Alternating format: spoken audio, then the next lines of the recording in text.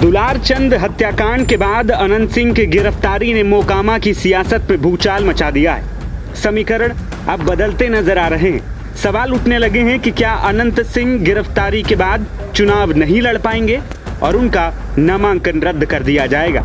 ऐसे में आपको बताते हैं कि इन दावों में कितनी सच्चाई है और नियम क्या कुछ कहते हैं। मोकामा विधानसभा सीट से जेडीयू के प्रत्याशी अनंत सिंह को 14 दिनों के लिए न्यायिक हिरासत में भेज दिया गया है।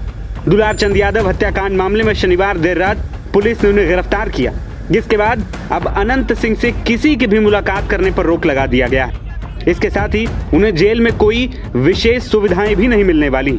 इसके अलावा इस मामले में 81 और लोगों की गिरफ्तारी हुई। 30 अक्टूबर को घुसवारी भदौर थाना क्षेत्र की सीमा पर जन स्वराज पार्टी के उम्मीदवार पीयूष प्रियदर्शी और जेडीयू प्रत्याशी अनंत सिंह के काफिले में हुई भिड़ंत ने हिंसक रूप ले लिया था। इस दौरान 75 साल के दुलार चंद यादव की मौत हो गई। इस मामले के बाद तनाव फैल गया है। शनिवार को गिरफ्तारी के बाद अनंत सिंह ने पोस्ट शेयर करते हुए फेसबुक पर लिखा था कि चुनाव अब मोकामा की जनता लड़ेगी। अनंत की गिरफ्तारी के बाद ये सवाल उठ रहा है कि क्या वो जेल से चुनाव लड़ पाएंगे।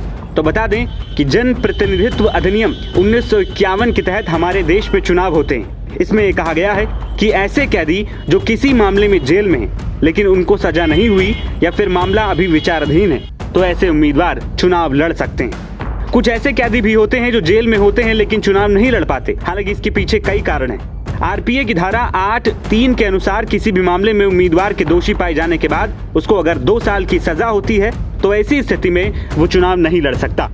यहाँ तक कि रिहाई के बाद भी उसके चुनाव लड़ने को लेकर कुछ कठोर नियम बनाए गए। इसी तरह अनंत सिंह के मामले में अभी उनकी सिर्फ गिरफ्तारी हुई। उनको इस हत्या के लिए किसी तरह की सजा नहीं सुनाई गई और न ही जिम्मेदार ठहराया गया। इसीलिए अभी भी वो ये चुनाव लड़ सकेंगे। ऐसे में मोकामा में मोर्चा एनडीए के दिग्गजों ने संभाल लिया है। अनंत सिंह के जेल जाने के बाद जेडीयू नेता और केंद्रीय मंत्री लल्लन सिंह ने मोर्चा संभाला है और वो अनंत की गैर मौजूदगी में मोकामा में धुआंधार प्रचार कर रहे हैं। लल्लन सिंह के अलावा बीजेपी नेता और मुख्यमंत्री सम्राट चौधरी भी अनंत सिंह के लिए प्रचार करने मैदान में उतर गए।